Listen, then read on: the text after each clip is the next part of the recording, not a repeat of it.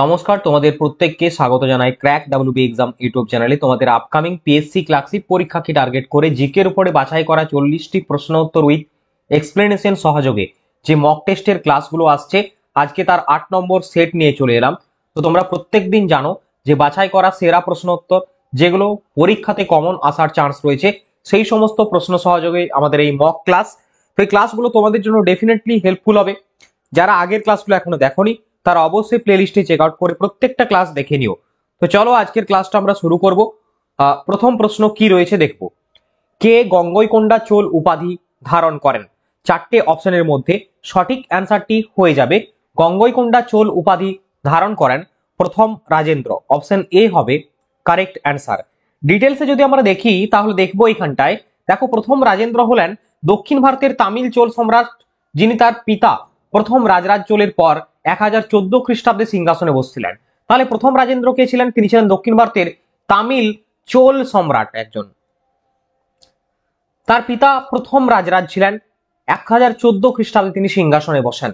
চোল শাসক প্রথম রাজেন্দ্র গঙ্গইকোন্ডা চোল উপাধি ধারণ করেছিলেন। তাহলে এই প্রশ্নটা পরীক্ষাতে আসে যে গঙ্গইকোন্ডা চোল উপাধি ধারণ করেছিলেন কে? প্রথম রাজেন্দ্র। ওকে, নেক্সট দেখো, তার গুরুত্বপূর্ণ কৃতিত্ব হলো তিনি বাংলা ও বিহারের পাল রাজা মহিপালকে পরাজিত করেছিলেন এবং তারপরে তিনি এই পদবি গ্রহণ করেছিলেন। যুদ্ধ বিজয়ের স্মরণে তিনি গঙ্গইকোন্ডা চোলপুরম নামে একটি নতুন রাজধানীও স্থাপন করেছিলেন। পরবর্তী এক্সপ্লেনেশন আমরা দেখে নেব। দেখো, চোল সাম্রাজ্য সম্পর্কে 850 থেকে 1279 ছিল এই চোল সাম্রাজ্যের সময়কাল। রাজধানী ছিল তাঞ্জোর, গঙ্গইকোন্ডা চোলপুরম। চোল রাজবংশের প্রতিষ্ঠাতা হলেন বিজয়ালয়, যিনি প্রথম পল্লবদের সামন্ত ছিলেন। 850 খ্রিস্টাব্দে তিনি তাঞ্জোর দখল করেন। চোলদের প্রাচীন রাজধানী ছিল পলিয়ারায়। বিজয়ালয়ের নবম শতাব্দীতে চোল সাম্রাজ্যকে পুনরুজ্জীবিত করে তিনি নরকেশরী উপাধি গ্রহণ করেছিলেন। তাহলে প্রত্যেকটা পয়েন্ট তোমাদের জন্য যে অ্যাডিশনাল ইনফরমেশন সমস্ত কিছু এই ক্লাসের মাধ্যমে করানো হবে। তো অবশ্যই খুব ভালোভাবে দরকার পড়লে নোট করে নেবে এবং শেষ অবধি দেখবে, বা নোট যদি করতে নাও চাও তাহলে আমাদের একটা জিকে সাজেশন বুক রয়েছে, সেটা প্রেফার করতে পারো। নেক্সট, সম্প্রতি কোন রাজ্যের বিধানসভায় anti paper leak bill pass হয়েছে? ঝাড়খণ্ড, বিহার, পশ্চিমবঙ্গ, মহারাষ্ট্র। তোমরা প্রত্যেকেই জানো পিএসসি ক্লাসিক মানেই কারেন্ট অ্যাফেয়ার্স এর খেলা। 15 থেকে 16টি কোশ্চেন আসে। তো এই ক্লাসের মাধ্যমেও কিন্তু তোমরা কারেন্ট অ্যাফেয়ার্সও পেয়ে যাবে। সমস্ত বিষয়ের কম্বিনেশনে রয়েছে 40টি প্রশ্ন। ওকে, তো এটা হচ্ছে Bihar Vidhan Sabha. Option B is the right answer. সম্প্রতি বিহার বিধানসভায় anti paper leak bill pass হয়েছে। দেখবো আমরা পরবর্তী কোয়েশ্চেন, ব্রাহ্ম সমাজ কবে প্রতিষ্ঠিত হয়? Most important question. সঠিক উত্তরটি হয়ে যাবে 1800, মানে according to options 1830 is the right answer. Brahmo Samaj প্রতিষ্ঠিত হয় 1830 খ্রিস্টাব্দে। রাজা রামমোহন রায় ব্রাহ্ম সমাজ প্রতিষ্ঠা করেন। আত্মীয় সভা 1815 খ্রিস্টাব্দে, ব্রাহ্ম সভা 1828 খ্রিস্টাব্দে। ওকে, নেক্সট, 2030 সালে শীতকালীন অলিম্পিক গেমস হোস্ট করবে কোন দেশ? 2030 সালে শীতকালীন অলিম্পিক গেম হোস্ট করবে France. Option D is the correct answer. আচ্ছা, ফ্রান্সের প্যারিসে এবারে অলিম্পিক হলো 2024 প্যারিস অলিম্পিক, প্রত্যেকেই জানো প্যারিস প্যারা অলিম্পিক। ঠিক আছে, চলো। আচ্ছা, নেক্সট প্রশ্নে যাওয়ার আগে তোমাদের জন্য ছোট্ট একটি বিশেষ ঘোষণা। যে সমস্ত পরীক্ষার্থী তোমরা পিএসসি ক্লাসিকের জন্য একদম আহামরি ভাবে প্রচেষ্টা করছো, তাদের প্রচেষ্টাকে আরো একটু মানে সাপোর্ট করতে ক্র্যাক ডাব্লিউবি এক্সামের পক্ষ থেকে নিয়ে আসা হয়েছে শুধুমাত্র PSC classic special practice set. এই প্র্যাকটিস সেটটিতে রয়েছে 4000 এমসিকিউ, যেখানে 50টি সেট, 40টি ফুল স্পিড টেস্ট এবং 10টি ফুল লেন্থ মক টেস্ট পাবে। সাবজেক্ট ওয়াইজ আমাদের স্পিড টেস্ট হয়েছে এবং 1600 ভোক্যাব এখানে ইনক্লুড রয়েছে। এই মুহূর্তে এটার প্রাইস 70% অফ রয়েছে, মাত্র 99 রুপিসের বিনিময়ে তোমরা সংগ্রহ করতে পারবে। যারা নিতে আগ্রহী তারা এই হোয়াটসঅ্যাপ নাম্বারে যোগাযোগ করো। এই নাম্বারটিতে পেমেন্ট করে স্ক্রিনশটটা প্রোভাইড করলে সাথে সাথে কিন্তু তুমি মক টেস্ট ইবুক কন্টেন্টটি পেয়ে যাবে। ওকে, তো আশা করছি প্রত্যেকে বুঝে গিয়েছো। চলো পরবর্তী প্রশ্ন আমরা দেখে নিই। পরবর্তী প্রশ্ন রয়েছে, পাখিদের ওড়ার জন্য পরিবর্তিত অঙ্গ হলো কোনটি? ঘাড়, আঙ্গুল, পশ্চাৎ অঙ্গ নাকি অগ্র অঙ্গ? চারটে অপশনের মধ্যে সঠিক অ্যান্সারটি হয়ে যাবে অপশন ডি, অগ্র অঙ্গ ইজ দ্য রাইট অ্যান্সার। ডিটেলসে আমরা দেখে নেবো। এখানটায় দেখো, পাখির যে অগ্র অঙ্গ উড়ন্ত অঙ্গে পরিবর্তিত হয়েছে। পাখিরা তাদের বিকশিত ডানার কারণে উড্ডয়নে বিশেষভাবে পারদর্শী হয়। পাখিদের দেহে অগ্রপদ এবং পশ্চাৎপদ থাকে। সামনের অঙ্গগুলি ডানায় রূপান্তরিত হয়। পাখিরা উষ্ণ রক্তের প্রকৃতির। আর অর্নিথোলজি বা পক্ষীবিদ্যা পাখিদের অধ্যয়ন সম্পর্কিত বিদ্যা। নেক্সট, সিন্ধু সভ্যতায় কোন ধাতু অজানা ছিল? লোহা, তামা, ব্রোঞ্জ নাকি সোনা? তো চারটে অপশনের মধ্যে সঠিক উত্তরটা হয়ে যাবে। তোমরা অনেক সময় হয়তো কেউ সোনা করতে চাইবে, কেউ ব্রোঞ্জ করতে চাইবে, বাট সঠিক উত্তরটা হবে লোহা। হ্যাঁ, একদম বেসিক জিনিসটাই কিন্তু তারা জানতো না। সিন্ধু সভ্যতার ধাতু অজানা বলতে লোহা ছিল। Option A is the right answer. ডিটেলসে যদি আমরা দেখি হরপ্পা বা সিন্ধু সভ্যতা সম্পর্কে, দেখো হরপ্পাবাসীরা লোহা ছাড়া প্রায় সব ধাতু সম্পর্কে অবগত ছিল। তারা সোনা এবং রূপার জিনিস বেশ তৈরি করত, বাট বেশিরভাগ তারা সিলভার বা রূপোটাকে ইউজ করতো সোনার চেয়েও। প্রচুর পরিমাণে রূপোর অলংকার, থালা বাসন ইত্যাদি আবিষ্কৃত হয়েছে। ইরাবতী নদীর তীরে হরপ্পা এবং সিন্ধু নদীর তীরে মহেঞ্জোদারো সভ্যতা গড়ে উঠেছিল।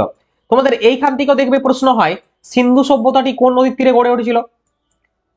সরি, সিন্ধু বা হরপ্পা সভ্যতা এটা ইরাবতী নদীর তীরে। আচ্ছা, সিন্ধু নদীর তীরে কোনটা উঠেছিল? মহেঞ্জোদারো। নেক্সট দেখো, প্রথমটি ডিআর সাহানি মানে দয়ারাম সাহানি, দ্বিতীয়টি আর ডি ব্যানার্জি আবিষ্কার করেন। মানে হরপ্পা সভ্যতার আবিষ্কর্তা দয়ারাম সাহানি, মহেঞ্জোদারো আবিষ্কর্তা আর ডি ব্যানার্জি। জন মার্শালি প্রথম পণ্ডিত যিনি সিন্ধু সভ্যতা শব্দটি ফার্স্ট ইউজ করেছিলেন। সিন্ধু উপত্যকা সভ্যতা, প্রোটো হিস্টোরিক পিরিয়ড, চ্যালকোলিথিক যুগ বা ব্রোঞ্জ যুগের অন্তর্গত। তোমাকে এইখান থেকে কোশ্চেন করে সিন্ধু সভ্যতা কোন যুগের? ব্রোঞ্জ যুগের। আচ্ছা, প্রধান খাদ্যশস্যের মধ্যে ছিল গম, বার্লি, তিল, সরিষা, মটর, কুল ইত্যাদি। তাহলে প্রত্যেকটা পয়েন্ট তোমরা খুব ভালোভাবে মাথায় রাখার চেষ্টা করবে। কি ক্লাস ভালো লাগছে তো? এইভাবেই প্রত্যেকটা প্রশ্ন আমরা অ্যানালাইসিস করেছি। তো দেখে নাও প্রত্যেকটা প্রশ্ন কিরকম ভাবে আমাদের রয়েছে এখানে। দেখো, শুশুনিয়া পাহাড়টি কোন জেলায় অবস্থিত? বাঁকুড়া, পুরুলিয়া, ঝাড়গ্রাম নাকি ওয়েস্ট মিদনাপুর? সঠিক উত্তরটা হয়ে যাবে তোমাদের জন্য শুশুনিয়া পাহাড় বাঁকুড়া জেলায় অবস্থিত। পিএসসি তে বহুবার এসছে এই প্রশ্নটা। এখান থেকে যে যে টাইপের কোশ্চেন্স গুলো হয়, যেরকম বাঁকুড়া জেলায় কি কি পাহাড় রয়েছে? শুশুনিয়া, বিহারীনাথ। পুরুলিয়া জেলায় কি কি রয়েছে? অযোধ্যা, জয়চণ্ডী এবং বাঘমুন্ডি। বীরভূম জেলায় রয়েছে মামা ভাগ্নে এবং মথুরখালী। নেক্সট কোয়েশ্চেন, কে সর্বপ্রথম পোর্টফোলিও ব্যবস্থা প্রবর্তন করেছিলেন? কে সর্বপ্রথম পোর্টফোলিও ব্যবস্থা প্রবর্তন করেছিলেন? সঠিক উত্তরটা হবে Lord Canning. Option B is the right answer. এরপরে ডিটেলসে আমরা দেখে নেব। দেখো, 1861 সালে লর্ড ক্যানিং পোর্টফোলিও ব্যবস্থা প্রবর্তন করেন। লর্ড ক্যানিং ছিলেন ভারতের প্রথম ভাইসরয়। টেনিওর ছিল কত? 1858 থেকে 1822 সাল। ভারত সরকার আইন 1858 পাস হয়েছিল। ভারতের প্রথম ভাইসরয়।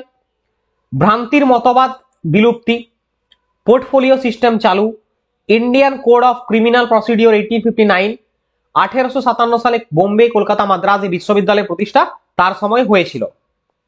নেক্সট কোয়েশ্চেন, ভারতীয় সংবিধান অনুযায়ী অ্যাটর্নি জেনারেল মেয়াদ কত বছর? অ্যাটর্নি জেনারেল অফ ইন্ডিয়ার মেয়াদ হচ্ছে কত বছর? চারটে অপশনের মধ্যে সঠিক উত্তরটি হয়ে যাবে option D is the right answer. এখানে কোনো নিশ্চয়তা নেই যে কত বছরের জন্য, অনিশ্চিত হবে সঠিক উত্তর। ডিটেলসে যদি দেখি আমরা তাহলে বুঝতে পেরে যাব পুরো বিষয়টা।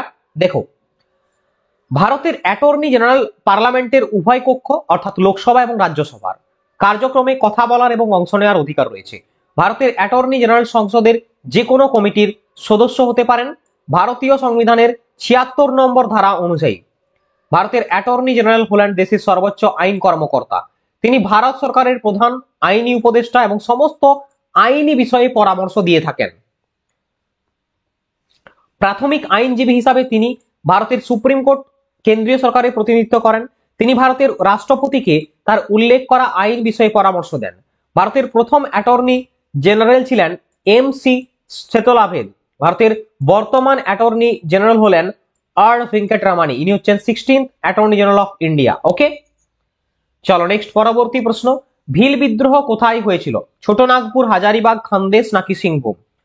সঠিক উত্তরটা হয়ে যাবে Khandesh is the right answer. Option C, মহারাষ্ট্রের খানদেশে ভিল বিদ্রোহ হয়েছিল। ডিটেলসে যদি আমরা দেখি, দেখো 1818 খ্রিস্টাব্দে মহারাষ্ট্রের খানদেশে ভিল বিদ্রোহ সংগঠিত হয় এবং নেতা ছিলেন কে?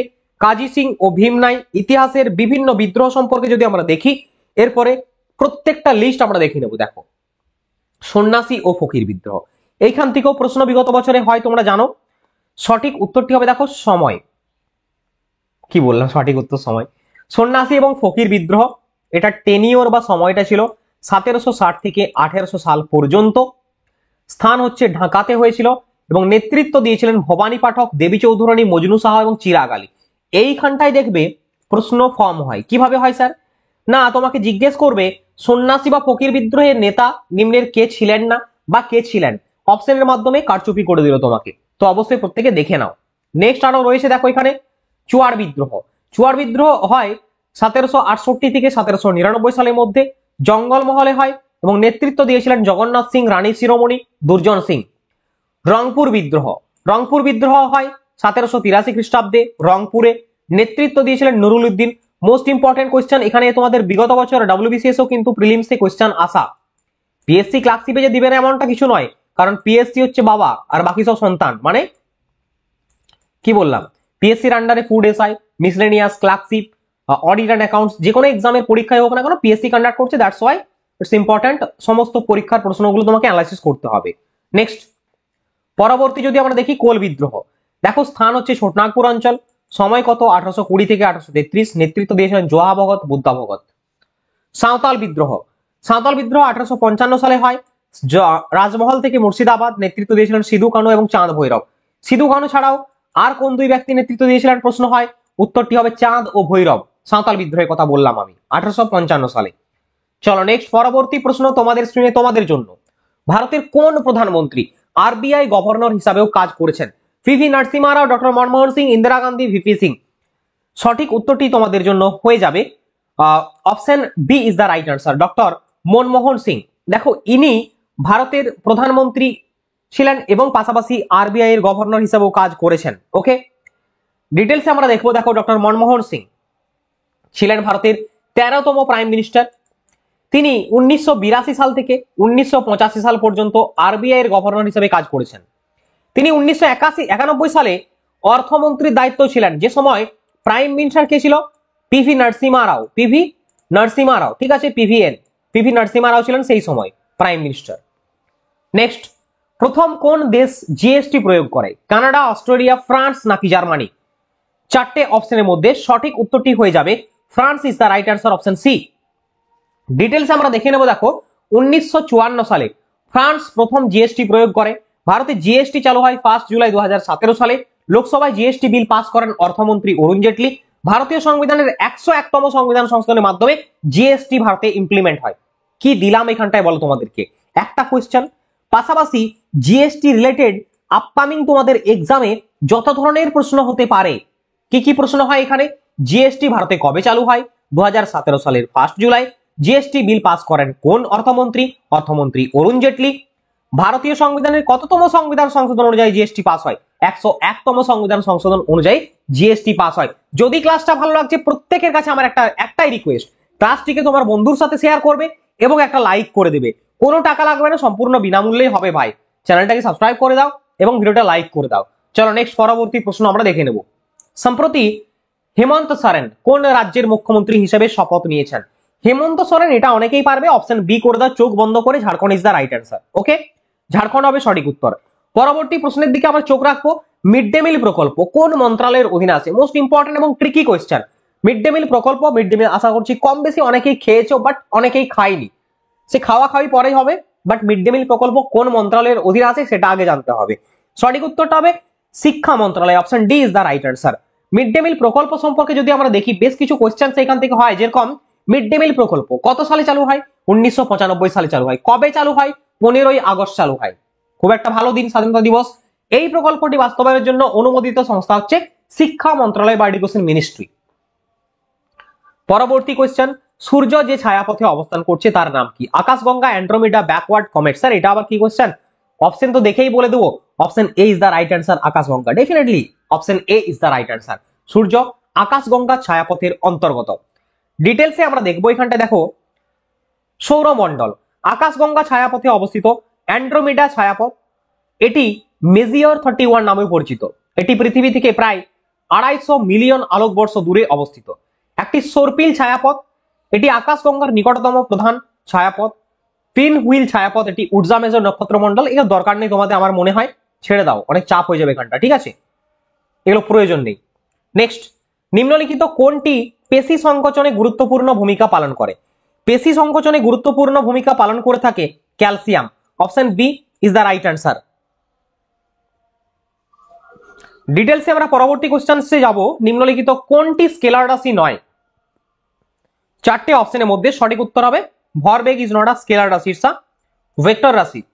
কারণ ভর মান এবং দিক উভয় রয়েছে ভরবেগের মোমেন্টাম, হ্যাঁ না, ভরবেগের মান এবং দিক উভয় বর্তমান, তাই এটাকে আমরা ভরবেগ বলছি। আচ্ছা, ভেক্টর রাশি বলছি, স্কেলার রাশি এবং ভেক্টর রাশি কনসেপ্ট জানো তো? স্কেলার রাশি মানে যার শুধু মান আছে, আর ভেক্টর রাশি মানে মান এবং দিক উভয় রয়েছে। নেক্সট, গম্ভীরা লোকনৃত্য কোথাকার? Most important art and culture থেকে কোয়েশ্চেন। সঠিক উত্তরটা হয়ে যাবে গম্ভীরা লোকনৃত্য ওয়েস্ট বেঙ্গল বা পশ্চিমবঙ্গে লোকনৃত্য, অপশন এ হবে সঠিক উত্তর। ডিটেলসে আমরা দেখে নেব। দেখো, গম্ভীরা ঢালি যাত্রা পশ্চিমবঙ্গের বিখ্যাত নৃত্যশিল্প। তোমাদের আর্ট এন্ড কালচার কিন্তু পিএসসি তথা ক্লার্কশিপ পরীক্ষার জন্য একটা ইম্পর্টেন্ট টপিক হবে ভাই। ক্লাস আমাদের আসবে, তার জন্য চ্যানেলটিকে ফলো করতে হবে। আর তোমরা যদি আমাদের যে মক টেস্টটা রয়েছে বললাম 50টি সেটে নিতে ইচ্ছুক আছো, তাহলে এক্ষুনি যোগাযোগ করে নাও, কারণ সময় হাতে নেই ভাই। পুজো আসবে যাবে, মা আসবে যাবে, বাট তোমাকে কিন্তু কি হবে, মা আসবে মানে এখানে দেবী আসবে, ঠিক আছে? কেউ আবার অন্য মিনিংসে নিয়ে না। তো এই হোয়াটসঅ্যাপ নাম্বারে যোগাযোগ করে নেবে। আচ্ছা, হরিয়ানার একটি লোকনৃত্য হলো লুর নৃত্য, লাবণী মহারাষ্ট্রের একটি লোকনৃত্য, আসামের সর্বাধিক জনপ্রিয় লোকনৃত্য হচ্ছে বাগরুম্বা। তো যেগুলো পরীক্ষায় আসতে পারে সেগুলো তো আমি করাচ্ছি ভাই, তো ক্লাসটা ভালো করে দেখে নাও না তুমি। ওকে, নেক্সট কোয়েশ্চেন। জটায়ু চরিত্রটি সৃষ্টিকর্তাকে? জটায়ু চরিত্রের সৃষ্টিকর্তা হলেন Satyajit Ray, option C is the right answer. Okay, এরপরে আমরা দেখে নেব। দেখো এখানে ডিটেলসে বাংলা সাহিত্যের বিখ্যাত চরিত্র এবং স্রষ্টা। তো এরপরে আমরা দেখে নেব। দেখো, বাংলা সাহিত্যের বিখ্যাত চরিত্র এবং স্রষ্টার লিস্টটা। ফটিক, বলাই, গোরা চরিত্রগুলি রবীন্দ্রনাথ ঠাকুরের সৃষ্ট। কোনি চরিত্রটি স্রষ্টা হলেন মতি নন্দী। আচ্ছা, ফেলুদা, ফটিকচাঁদ, প্রফেসর শঙ্কু, তারিণী খুড়ো, জটায়ু, তোপসে, এইগুলো হচ্ছে সত্যজিৎ রায়ের। মোস্ট ইম্পর্টেন্ট, সত্যজিৎ রায়কে করবে, রবীন্দ্রনাথ ঠাকুরকে করবে, ঠিক আছে। পরবর্তী দেখো, টেনিদা, হাবলু, নারায়ণ গঙ্গোপাধ্যায় সৃষ্ট। আচ্ছা, শরদিন্দু বন্দ্যোপাধ্যায়ের অত্যন্ত ইম্পর্টেন্ট যেটা পরীক্ষাতে আছে, ব্যোমকেশ চরিত্র। নেক্সট, পাণ্ডব গোয়েন্দা, ষষ্ঠীপদ চট্টোপাধ্যায়। পরবর্তী দেখবো আমরা গুপি গাইন, বাঘা বাইন, উপেন্দ্র কিশোর রায়চৌধুরী। বুদ্ধদেব গুহের চরিত্র হচ্ছে ঋজুদা সৃষ্ট। ব্রজদা চরিত্রটি স্রষ্টা হলেন গৌরী কিশোর ঘোষ। নেক্সট কোয়েশ্চেনে আমরা যাব, গণদেবতা উপন্যাসটি কে লিখেছিলেন? চারটে অপশনের মধ্যে সঠিক অ্যান্সারটি হয়ে যাবে Tarashankar Bandyopadhyay, option C is the correct answer. পরবর্তী কোয়েশ্চেন দেখবো, বাটারফ্লাই শব্দটি কোন খেলার সাথে যুক্ত? সঠিক অ্যান্সারটি হবে বাটারফ্লাই সাঁতারের সাথে যুক্ত, option A is the right answer. বিভিন্ন খেলার সাথে যুক্ত শব্দগুলো দেখবো যেগুলো পরীক্ষাতে রিপিট হয় বারবার, যেরকম বক্সিং এর সাথে যুক্ত শব্দ হচ্ছে জ্যাব। তোমাকে প্রশ্ন করবে জ্যাব শব্দটি কোন খেলার সাথে যুক্ত? ক্যাডি শব্দটি কোন খেলার সাথে যুক্ত? গলফের সাথে। শুটিং এর সাথে বুলস আই, পোলোর সাথে চুকার, হকির সাথে ড্রিবল, ভলিবলের সাথে লাভ এবং ডাবলিং। পরবর্তী কোয়েশ্চেন, নেমসেক বইটি লিখেছেন কে? চারটে অপশনের মধ্যে সঠিক উত্তরটি হয়ে যাবে Jhumpa Lahiri is the right answer. পরবর্তী প্রশ্ন, পান্নালাল ঘোষ নিচের কোন ক্ষেত্রের সাথে জড়িত? সঠিক উত্তরটা হবে ইনি একজন বিখ্যাত বাঁশি বাদক। ডিটেলসে আমরা দেখবো। দেখো, বিখ্যাত চিত্রশিল্পী Raja Ravi Varma, M F Hussain, S H Raza, Jamini রায়। নৃত্যশিল্পী রুক্মিণী দেবী ভারতনাট্যম নৃত্যের সাথে যুক্ত, সীতারা দেবী, পণ্ডিত বিরজু মহারাজ, উদয় শঙ্কর, কেলুচরণ মহাপাত্র, মৃণালিনী সারাভাই প্রমুখ। বাঁশিবাদক হরিপ্রসাদ চৌরাসিয়া, প্রবীণ গোর্খিন, শশাঙ্ক সুব্রমণ্যম, পান্নালাল ঘোষ, টি এস শঙ্করন। এই পান্নালাল ঘোষটাও কিন্তু বারবার আসে, আর হরিপ্রসাদ চৌরাসিয়া তো আসেই। আর সন্তুর বাদক শিবকুমার শর্মা, মোস্ট ইম্পর্টেন্ট, ভজন সোপেরি, শিবহরি এবং রাহুল শর্মা। প্রত্যেকে এগুলো মনে রেখো, আর্ট এন্ড কালচার কিন্তু খুব ভালো একটা জায়গা।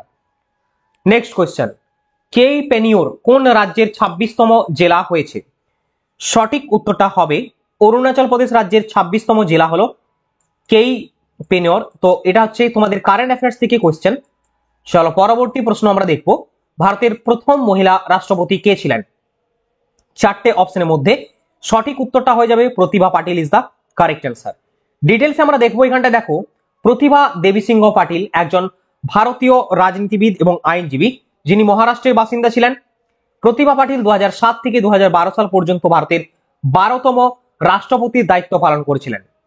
তিনি 2004 থেকে 2007 সাল পর্যন্ত রাজস্থানের রাজ্যপাল হিসাবেও কিন্তু দায়িত্ব পালন করেছিলেন। সুচেতা কৃপালিনী ছিলেন একজন ভারতীয় স্বাধীনতা সংগ্রামী তথা রাজনীতিবিদ। তিনি ভারতের প্রথম মহিলা মুখ্যমন্ত্রী, যিনি উত্তরপ্রদেশের প্রধান হিসেবে দায়িত্ব নিয়েছিলেন। Most important, PSC miscellaneous PSC মিসলেনিয়াসে তোমাদের এই কোশ্চেনটা এসেছিল। ভারতের ফার্স্ট কি বলবো যেটা মুখ্যমন্ত্রী। ওকে, নেক্সট প্রশ্ন। সুমিত্রা মহাজন হলেন একজন ভারতীয় রাজনীতিবিদ, 2014 থেকে 19 সাল পর্যন্ত লোকসভার স্পিকার ছিলেন, যিনি হচ্ছেন ভারতীয় জনতা পার্টির অন্তর্গত।